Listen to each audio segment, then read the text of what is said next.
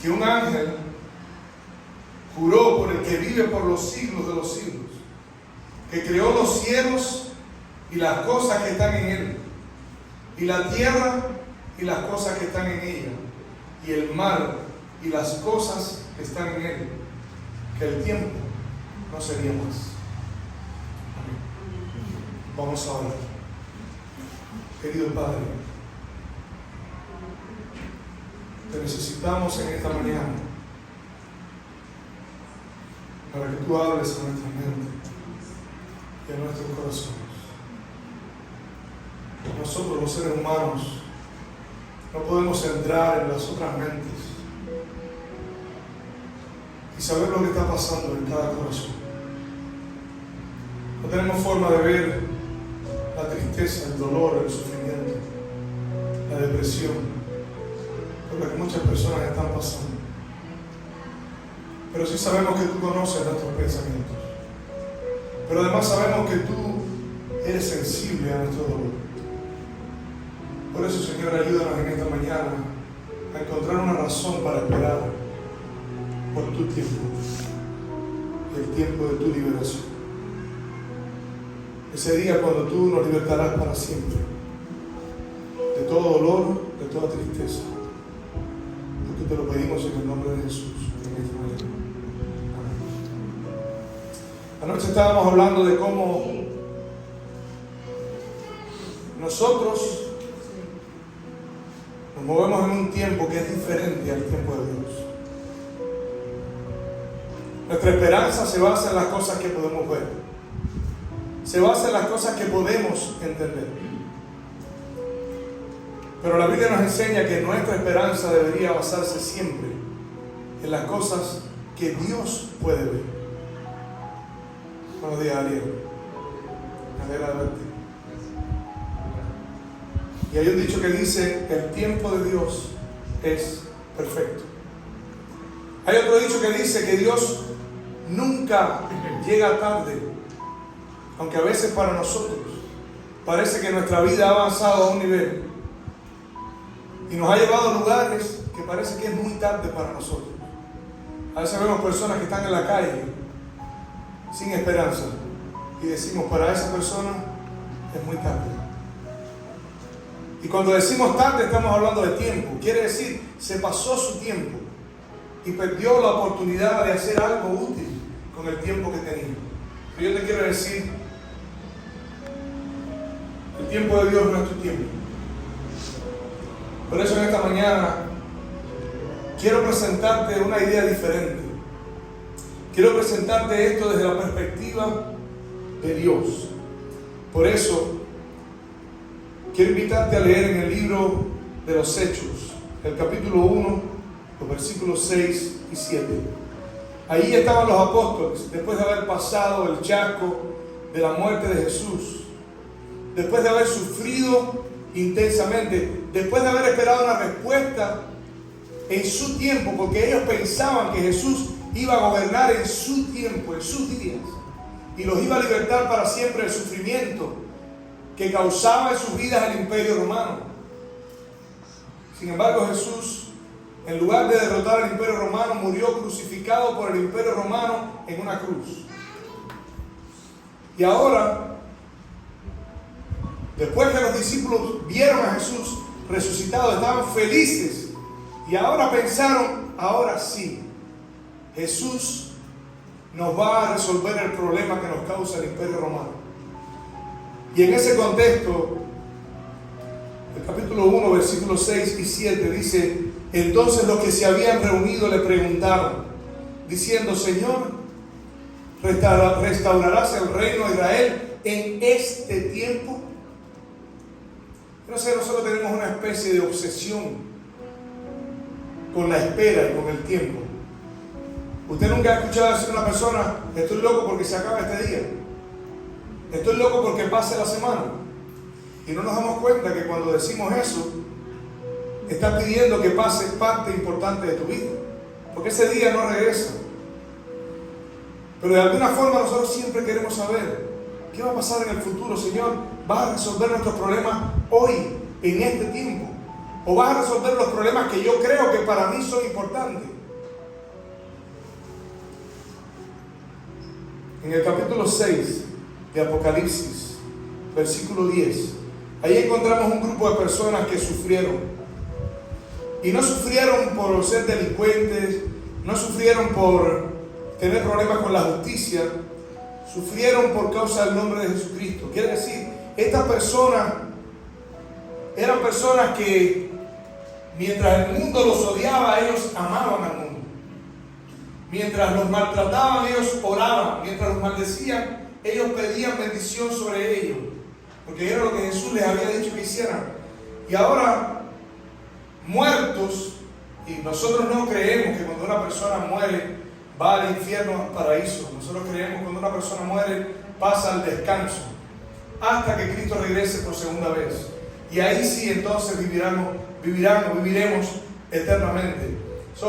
Esta ilustración de Apocalipsis es una manera de decir, Señor, ¿hasta cuándo? Es la expresión de la raza que vive en medio de un sufrimiento que parece que no tiene fin, de decir, Señor, ¿hasta cuándo? Y dice, cuando abrió, versículo 9 del capítulo 6, cuando abrió el quinto sello, vi bajo el altar las almas de los que habían sido muertos por causa de la palabra de Dios y por el testimonio de Jesucristo. La ilustración aquí no tiene que ver con almas. La palabra que se usa es la misma palabra que describe sangre. Por ejemplo, cuando en Apocalipsis, en Génesis, Dios dice a Caín, la sangre de tu hermano clama a mí desde la tierra. O sea, esa sangre que clama no está hablando del alma que anda vagando por ningún lugar. Está hablando de la sangre en el sentido de que esta persona derramó su vida en el altar. Por eso dice, vi la sangre de esta persona debajo del altar. Las almas de los que habían sido decapitados. Las personas que sufrieron por Cristo y clamaban a gran voz diciendo, ¿hasta cuándo? ¿Hasta cuándo, Señor, no vengas nuestra sangre? Clamaban a gran voz diciendo, ¿hasta cuándo, Señor santo y verdadero, no juzgas y vengas nuestra sangre de los que moran en la tierra? Jesús le dijo a los discípulos, vosotros no sois del mundo, sino que yo os escogí del mundo, y por eso el mundo los aborrece. En otro lugar Jesús le dijo, seréis aborrecidos de toda la gente por causa de mi nombre. Y estas personas que sufrieron la muerte ahora están diciendo, Señor, ¿cuándo nos vas a vengar del mundo? En el capítulo 8 de Daniel, capítulo 12 del libro de Daniel, hay un ángel que levanta sus manos y hace una pregunta.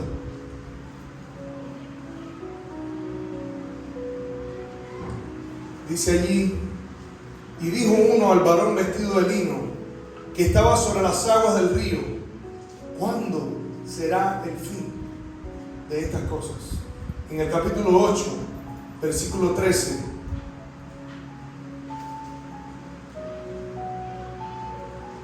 capítulo 8, versículo 13 del libro de Daniel, dice, entonces oía un santo que hablaba y a otro de los santos que preguntó a aquel que hablaba, ¿hasta cuándo durará la visión del continuo sacrificio y la prevaricación asoladora, entregando el santuario y el ejército para ser pisoteado? ¿Hasta cuándo? Y en el capítulo 12 nuevamente, en el versículo 8, dice, yo oí, mas no entendí, porque Daniel no entendía lo que estaba pasando. Y dije, Señor mío, ¿cuál será el fin de estas cosas? ¿Se dan cuenta? Cómo los hombres siempre tenemos la misma pregunta. Y la Biblia refleja eso porque Dios conoce tu corazón. Dios sabe que muchas veces tú también te estás preguntando, ¿hasta cuándo? ¿Hasta cuándo? Y hay muchas personas que ni siquiera recibieron respuesta en esta vida. ¿Hasta cuándo? Pues sabe, la respuesta siempre viene. A los que preguntaron hasta cuándo, en un lugar se les dice hasta 2300 tardes y mañanas. A los otros se les dice descansen por un poco más de tiempo. A Daniel se le dice: Daniel, descansa, porque esto es para el tiempo del fin. O sea, Dios siempre da respuesta. Lo que pasa es que a veces Dios no da la respuesta que nosotros estamos esperando, porque el tiempo de Dios es diferente a nuestro tiempo. En el caso de los discípulos, en el capítulo 1 de Hechos, donde estábamos leyendo al principio, mientras ellos preguntaban: Señor, ¿restaurarás el reino en este tiempo? Miren lo que Jesús les respondió. No, dice, y les dijo: no os toca a vosotros saber los tiempos o las sazones que el Señor puso en su sola potestad. Quiere decir, solamente a Dios le corresponde saber eso. Un día le preguntaron: Señor, ¿cuándo tú regresas? Dice: de esto nadie sabe, solamente Dios, ni aun sus ángeles, solamente Dios. Ahora, lo que te quiero mostrar es que aunque no se sabe, Dios conoce y ha establecido el orden de esos tiempos. Cuando el pueblo de Israel, esto es parte de la historia de la Biblia, Dios llamó a un hombre en Génesis que se llamaba Abraham para darle la promesa de que Dios iba a mandar al Salvador del mundo. Pero su descendencia fue cautiva a Egipto y pasaron 430 años. ¿Saben lo que son 430 años? Eso es mucho tiempo. Y el Salvador no apareció. Pero en el año 430, el libro de Hechos, mira lo que dice, capítulo 7, versículo 1.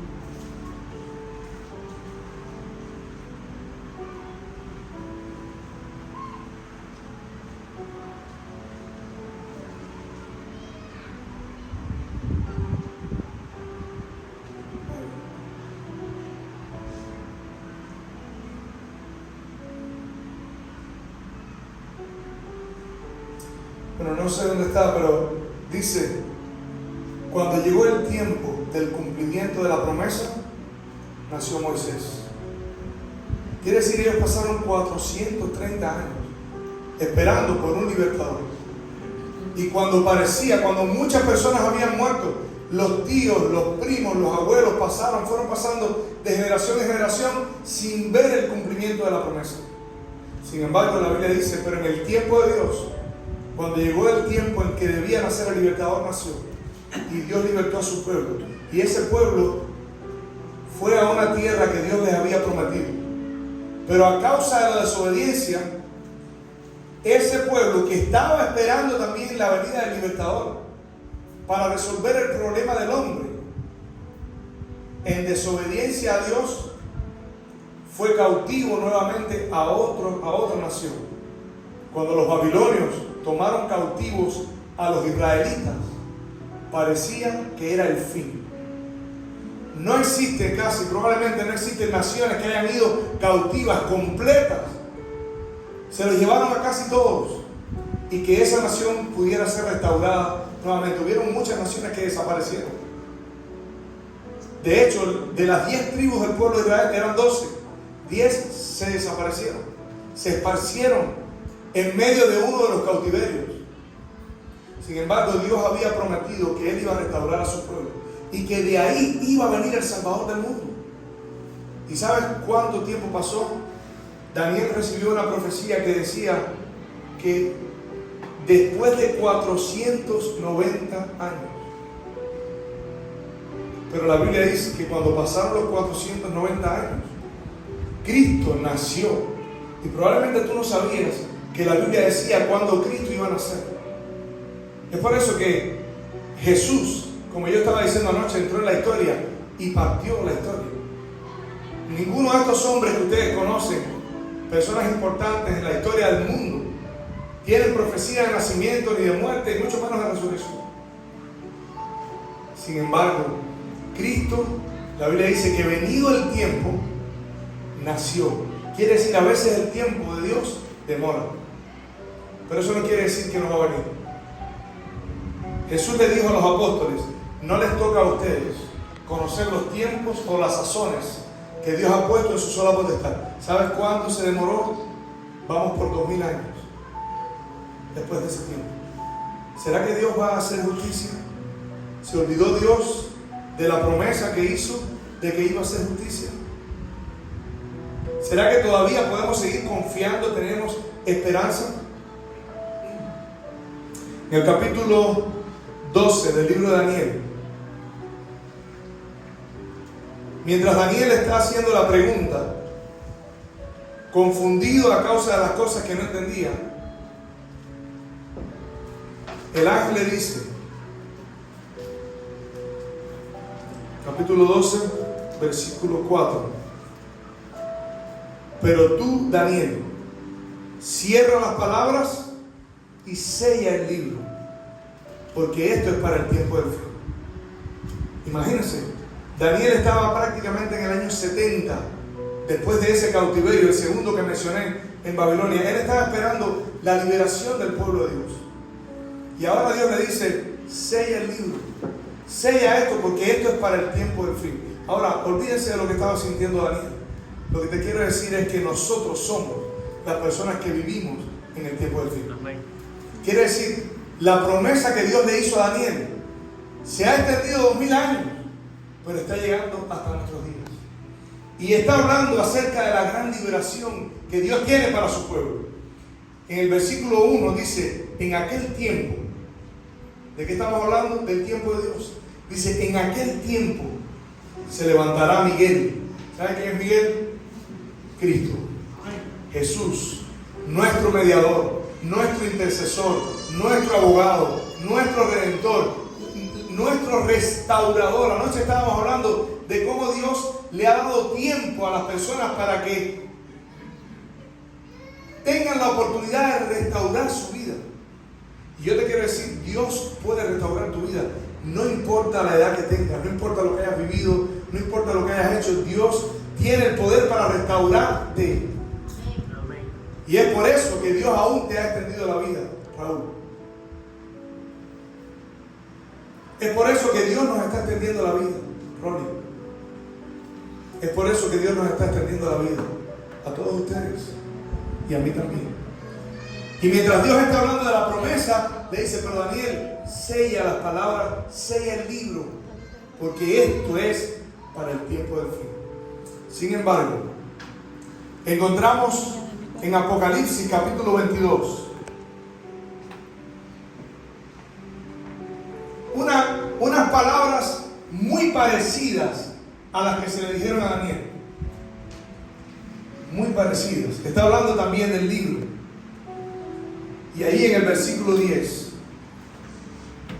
dice, y me dijo, no selles las palabras de este libro, porque el tiempo, ¿qué dice? El tiempo está cerca. Amén. Dice, en aquel tiempo se levantará Miguel, pero sella las palabras, porque no es para tu tiempo, Daniel. Amén. Sin embargo, aquí dice, y me dijo, no selles las palabras de este libro, porque el tiempo está cerca. Amén.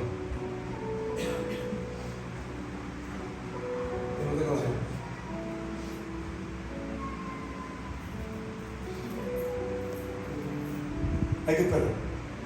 Hay que esperar. El tiempo de Dios no es nuestro tiempo. Y qué bueno, porque nosotros a veces queremos cosas que no son buenas, que no nos ayudan. La Biblia dice, pedimos y no recibimos porque no pedimos lo que conviene. No pedimos como conviene. Porque no tenemos la visión para entender los tiempos de Dios. No tenemos la visión para entender qué cosa es mejor para nuestra vida. Sin embargo, encontramos en Apocalipsis 10, capítulo 6, ese texto que leímos al principio. Y hay una cosa interesante de lo que estábamos hablando. Nosotros siempre estamos preocupados por cosas que nos parece que son las más importantes. Y en esta visión, Juan también quería conocer La importancia de los tiempos, porque, señores, todo el mundo está desesperado porque esta pesadilla se acabe. El dolor, la tristeza, el sufrimiento.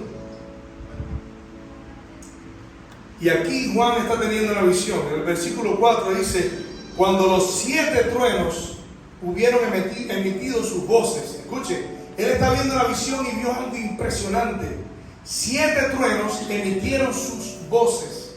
Quiere decir, las palabras que él escuchó eran tan fuertes que parecía la voz de un trueno. Y entonces él dijo: esto es lo más importante, voy a escribir. Sin embargo, el ángel que vi en pie sobre el mar y sobre la tierra, cuando los 7 truenos hubieron emitido sus voces, yo iba a escribir, pero oí una voz del cielo que me decía: sella las cosas que los 7 truenos han dicho y no las escribas. Y el ángel que vi en pie sobre el mar y sobre la tierra levantó su mano al cielo y juró por el que vive por los siglos de los siglos, que creó el cielo y las cosas que están en él, y la tierra y las cosas que están en ella, y el mar y las cosas que están en él. Pero esto se me parece a otro texto. Ok, vamos a Daniel un momentito. Daniel capítulo 12. Mira lo que dice Daniel capítulo 12.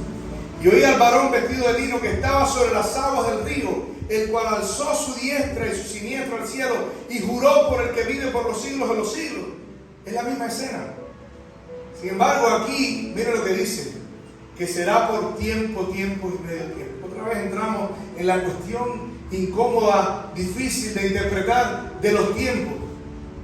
Aquí dice que levantó su mano y juró que sería por tiempo, tiempo y medio tiempo. Sin embargo, aquí en el capítulo 10, versículo 6, dice: juró que el tiempo no sería más. Es decir, aquel tiempo, tiempo y medio tiempo ya habían pasado. Y ahora está jurando que el tiempo se acabó. Por eso yo estaba diciendo anoche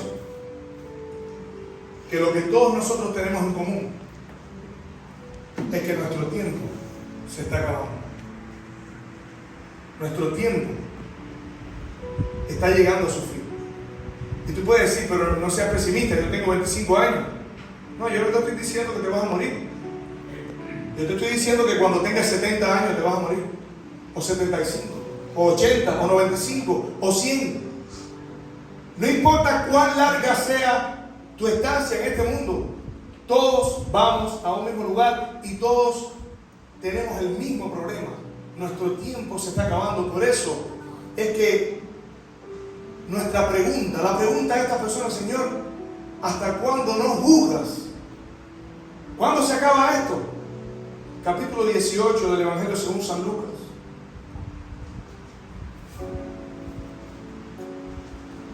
Jesús, que le dijo a los apóstoles: no os toca a vosotros conocer los tiempos o las sazones.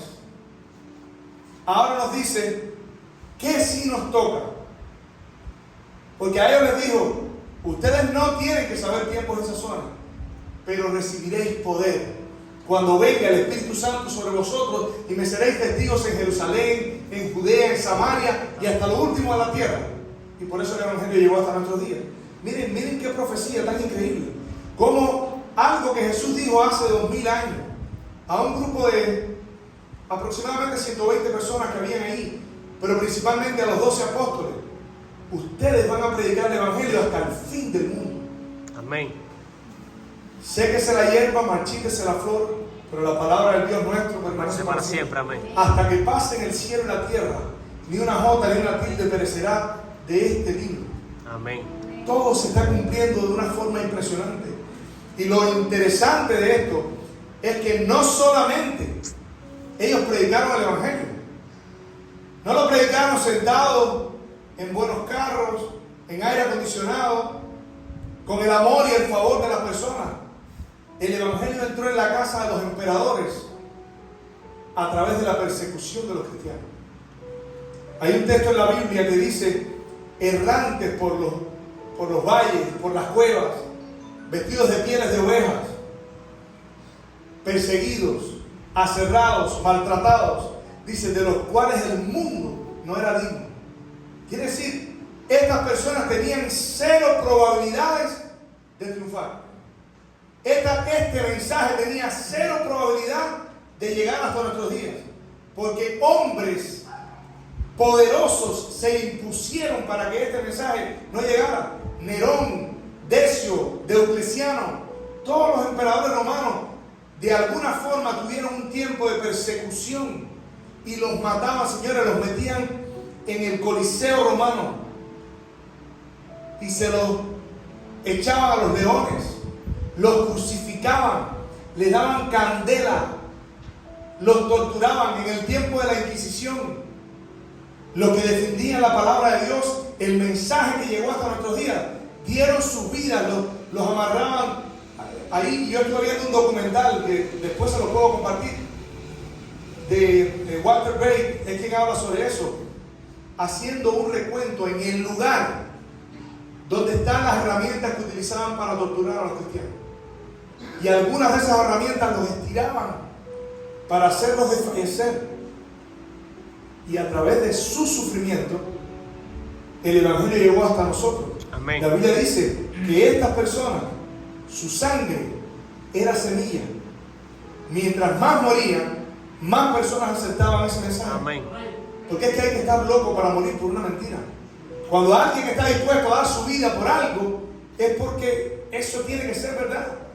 Y si ustedes analizan la historia de los apóstoles, todos ellos, excepto Juan, murieron siendo sacrificados por otras personas. A Pablo le cortaron la cabeza. ¿Y saben lo que decía Pablo? Todo lo puedo en Cristo que me fortalece. Amén. Y cuando Pablo hablaba, usted piensa que Pablo está sentado en una silla, echándose aire, con un buen plato de comida sobre la mesa. Sin embargo, estaba en una cárcel, con un grillete en el pie, un lugar húmedo, solitario, donde pudo haber pensado que Dios lo abandonó. Sin embargo, Pablo sabía que el tiempo de Dios es diferente a nosotros. Amén. Y Pablo esperó en el tiempo de Dios. Por eso Pablo decía, si vivo o si muero, del Señor soy. Amén. No hay forma de que el diablo me pueda quitar la corona. He guardado la fe, he corrido la batalla, he corrido la carrera. Por lo demás, me está guardada la corona en aquel día, Amén. en aquel tiempo, cuando Dios me dará mi recompensa. Y ese es el tiempo en que yo te quiero proyectar, que quiero que tú pongas tus ojos. Porque Pablo dice, las tribulaciones y los problemas que nosotros enfrentamos diariamente en nuestra vida no se comparan con las glorias que Dios tiene preparadas para sus hijos. Amén. Lo que ojo no vio, lo que oído no oyó, lo que tú no te imaginas, Dios lo tiene preparado para ti. Tienes que creerlo. Además, no tienes muchas opciones. Porque cuando miras hacia otro lado, lo que ves es muerte, dolor, sufrimiento, desesperanza, tristeza.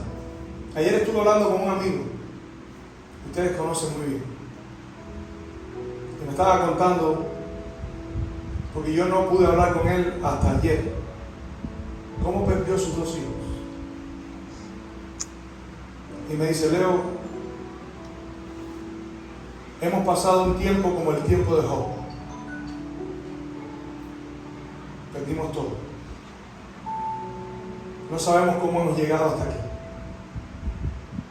Pero yo espero el tiempo de Dios. Amén. Y ahí está, esperando a Dios. Y esperando que un día, cuando Jesús regrese por segunda vez, podrá volver a ver a sus hijos. Amén. En el capítulo 18 de Lucas, Jesús está haciendo una comparación entre una parábola y lo que Él quiere que nosotros sepamos. ¿Qué debemos hacer mientras esperamos el tiempo de Dios? Y se trata acerca de una viuda que estaba yendo donde había un juez. El juez era malo, era injusto, pero ella insistía: hazme justicia, el hombre que mató a mi esposo, hazme justicia, hazme justicia. Y dice que por un tiempo el juez injusto. No le paró, dice en algún lugar por ahí, no le paró bola. No le hizo caso a esta mujer. Pero su insistencia era tanta. Su confianza en que su problema podía ser resuelto era tan grande que esta mujer insistía. Y entonces, dice el versículo 4, y él no quiso por algún tiempo. Pero después de esto dijo dentro de sí, aunque yo ni temo a Dios, en otras palabras, no me importa Dios, ni tengo respeto por hombre, sin embargo, porque esta viuda me es molesta, porque no se cansa. Ya le dije que no, se lo expliqué, se lo dije, le cerré la puerta en la cara y ella continúa insistiendo. ¿Y sabe por qué Dios te está dando esta parábola? Porque a veces nosotros nos sentimos con Dios como la viuda se sentía con el juez. Nosotros sentimos que Dios nos está diciendo no te hago caso, te cierro la puerta en la cara. Por eso Dios dice, si tú te sientes así, sigue tocando la puerta, porque si el juez injusto le hizo caso, ¿cuánto más yo? Que no te estoy respondiendo no porque no quiera atender tu petición, sino porque aún no es el tiempo. Amén. Y dice, sin embargo, porque esta viuda me es molesta, le haré justicia, no sea que viniendo de continuo me agote la paciencia. Y ahora Jesús dice, oigan lo que dijo el juez injusto. Préstenle atención a lo que dice el juez injusto. Continúa tocando. Por eso es que nuestra responsabilidad es esperar en Dios. Por eso es que Jesús dice, buscad y hallaréis. Amén. Llamad Y se os abrirá. y se os abrirá. Pedid y se os dará. Amén. Espera en Dios, porque el que pide, recibe. El que llama, se le abre. El que busca, encuentra. El que espera en Dios, nunca será avergonzado. Amén. Eso es lo que enseña la palabra de Dios. Por eso yo te invito en esta mañana a esperar el tiempo de Dios. Amén. ¿Sabes por qué? Porque dice Jesús, ¿y acaso Dios, si el juez injusto hace estas cosas, acaso Dios no hará justicia a sus escogidos? Quiere decir, aquellos que clamaban, Señor, ¿hasta cuándo? No venga nuestra sangre. ¿Hasta cuándo va a ser este sufrimiento? ¿Cuánto tiempo más durarán estos problemas? ¿Hasta cuándo? ¿Hasta cuándo? ¿Hasta cuándo? ¿Dios no hará justicia a sus escogidos que claman a Él día y noche? ¿Se tardará en responderles? Os digo que pronto les hará justicia. Pero cuando venga el Hijo del Hombre, ¿hallará fe en la tierra? Y esta es otra de las profecías escondidas. El declive de la fe. Aquí ustedes ven las iglesias llenas de personas. Cuando tenemos problemas y necesidades, buscamos a Dios. Pero en otros lugares, a las personas no les interesa Dios. El declive en la fe, en la creencia en Dios. Los Estados Unidos de Norteamérica, que siempre fue el país de la fe, el país de la predicación del Evangelio al mundo entero después de Israel, es el país que la profecía describe como la mujer que salió huyendo delante de la serpiente al desierto. ¿Eso qué cosa es? Lo que está diciendo es los peregrinos que venían huyendo de esa persecución se refugiaron en América. Y la tierra dice que ayudó a la mujer es la iglesia. La tierra acogió a los cristianos. Y el fundamento de ese país es descrito como una bestia que tiene cuernos de cordero. El republicanismo, la república y el protestantismo fueron los fundamentos sobre los cuales se basó el gobierno de los Estados Unidos. Sin embargo, el mundo comenzó a avanzar. Las civilizaciones fueron pasando. Murió esa generación y, como dice la Biblia, se levantó una generación que no conoce a Dios. Y Jesús había dicho, el problema no es el tiempo. El problema es que cuando yo venga, van a haber mucha gente que no van a tener fe en Dios. Dice, cuando el Hijo del Hombre venga, ¿hallará fe en la tierra? ¿Cuántos se salvan? ¿Cuántos se van a salvar? ¿Cuántos van a aceptar a Jesús en ese tiempo? Por eso yo te quiero decir, como Jesús le dijo a los apóstoles, no os corresponde a vosotros conocer los tiempos o las sazones que Dios ha puesto en su sola potestad. En sus manos están nuestros tiempos. Pero yo sí te puedo decir, Dios te hará justicia. Amén. Y como dije anoche, no es justo haber nacido en este mundo. No es justo. No es que Dios tenga la culpa. Pero lo que pasó en este mundo y cómo el diablo retorció todo lo que pasó, toda la creación de Dios, y cómo tú naciste con una naturaleza torcida, con la inclinación a hacer lo malo. No es justo. Tú no tienes culpa de haber nacido con una naturaleza así. Pero yo te quiero decir, Dios creó un plan para restaurarnos. Nuestras malas decisiones, Dios está esperando que abramos nuestro corazón para virar hacia atrás las consecuencias de muchas de las cosas que hicimos. Puede parecer que en tu vida perdiste el tiempo. Puede parecer que en tu vida dañaste la relación con tus hijos, dañaste la relación con tu esposa, dañaste la relación con tus amigos, dañaste tu salud, dañaste tu finanza, como estábamos diciendo anoche. Pero yo te quiero decir, Dios ha pasado por alto el tiempo de esa ignorancia para que puedas entrar en su tiempo. El tiempo de Dios es perfecto y Él quiere restaurar tu vida. Amén. Pero tú puedes decir, pero tú sabes quién yo soy. Tú sabes que yo no tengo esperanza. Y yo te quiero decir, yo sé quién tú eres y por eso sé que hay esperanza. Amén. Porque a pesar de que sé quién tú eres, sé más quién es Dios. Conozco más lo que Dios es capaz de hacer en una vida y cómo Dios es capaz de transformar a un borracho en una persona sobria, a un delincuente en una persona honesta, a un hombre sin esperanza en alguien lleno de alegría, de vida y de propósito. Amén. Si tan solo estás dispuesto a aceptar el tiempo de Dios. Amén.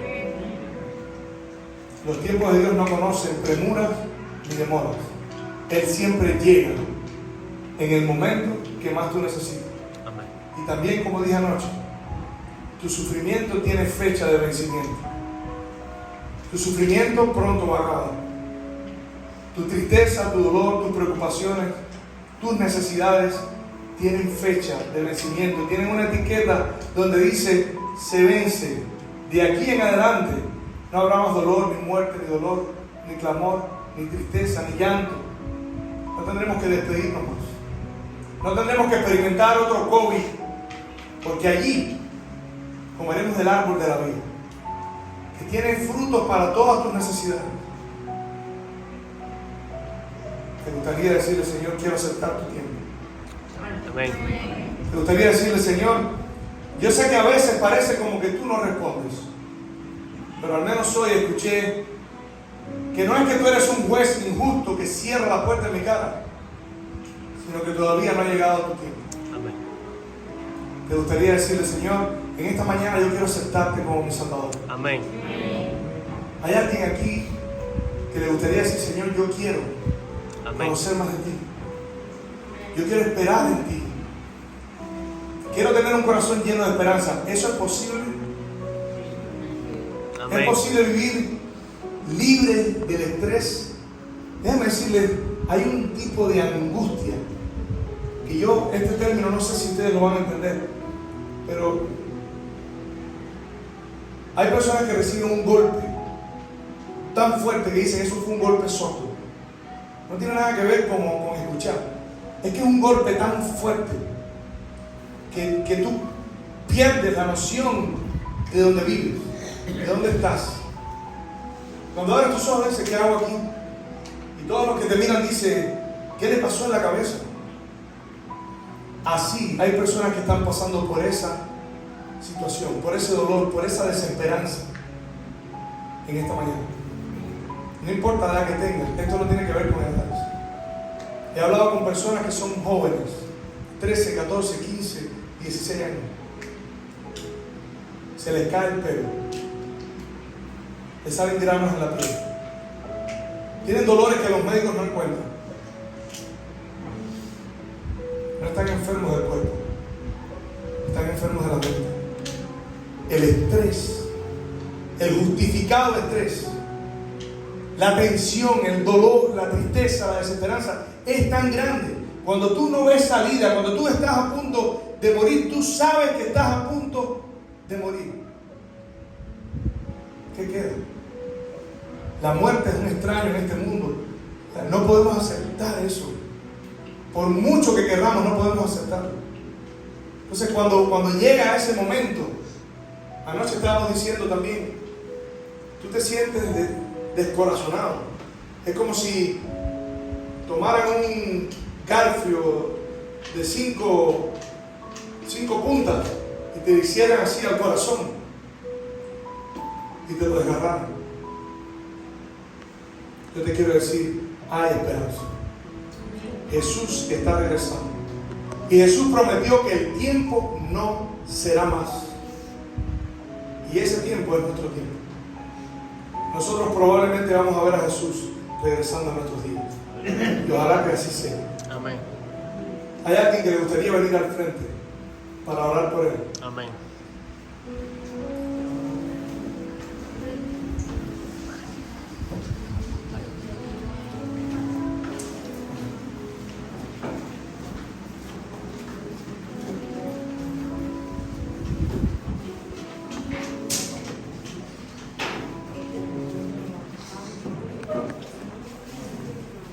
Quiero contarte una historia una historia que me vino a la mente. Hay una señora que se llama Ana en la Biblia. Esta señora tenía un dolor muy fuerte en su corazón. No podía tener hijos. En aquel tiempo tener hijos era algo muy importante. Y en un momento de desesperación su esposo le dijo unas palabras fuertes. Le dijo, ¿acaso no te soy yo mejor que mil hijos? Y ella se dio cuenta que no podía continuar sufriendo de esa manera.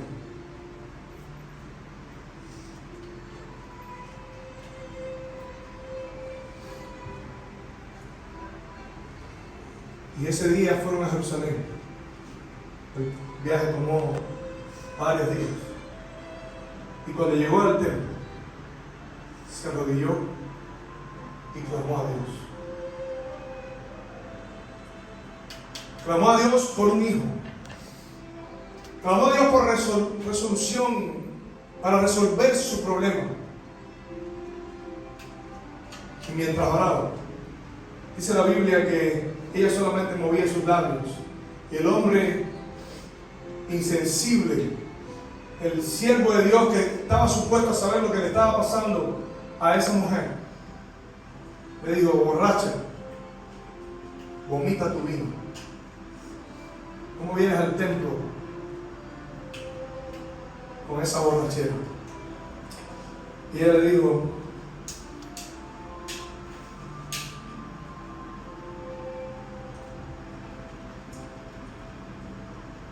tu sierva no es una mujer impía.